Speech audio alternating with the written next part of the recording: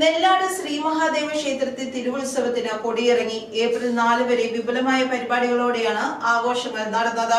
നെല്ലാട് ശ്രീ മഹാദേവ ക്ഷേത്രത്തിലെ തിരുവുത്സവവും ധ്വജപ്രതിഷ്ഠാ ദിനവും ഏപ്രിൽ 4 വെള്ളിയാഴ്ച വരെ തന്ത്രി മുഖ്യൻ ബ്രഹ്മശ്രീ പുലിയന്നൂർ അനുജൻ നാരായണൻ നമ്പൂതിരിപ്പാടിന്റെ മുഖ്യ കാർമ്മികത്തിൽ നടത്തി. ഏപ്രിൽ 3 വൈകിട്ട് പകൽപൂരം കാണുവാനായി നിരവധി ഭക്തജനങ്ങൾ എത്തി. പഞ്ചവാദ്യം, നെല്ലാട്ടപ്പന്റെ തിടമ്പേറ്റുന്ന ഗജവീരൻ എന്നിവയോടെ ആഘോഷങ്ങൾ വർണ്ണാഭമായി.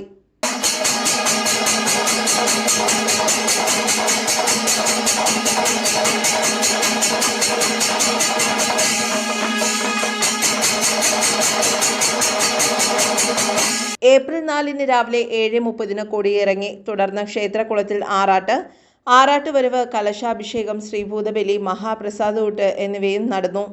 ക്ഷേത്രം കരയോഗം ദേവസ്വം പ്രസിഡന്റ് CP ഉത്തമൻ നായർ, സെക്രട്ടറി CG സജീവൻ, വനിതാ സമാജം പ്രസിഡന്റ് പ്രഭാവതി, മറ്റ് കമ്മിറ്റി അംഗങ്ങൾ, ഭക്തജനങ്ങൾ തുടങ്ങിയവർ പങ്കെടുത്തു.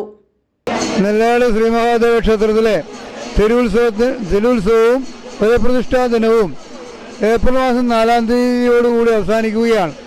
അതിൻ്റെ മുന്നോടിയായിട്ടുള്ള മാർച്ച് മാസം 28 തീയതി തൃക്കൊടിയേറ്റ്, അതിനുശേഷം ധ്വജപ്രതിഷ്ഠാ ദിന ചടങ്ങുകൾ ആ തരത്തിൽ മുന്നേറുകയാണ്.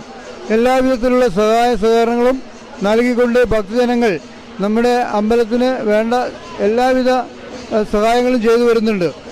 ഭക്തജനങ്ങളുടെ നിർലോഭമായ സഹകരണം കൊണ്ടാണ് ഉത്സവം വിജയപ്രദമായി നടക്കുന്നത്.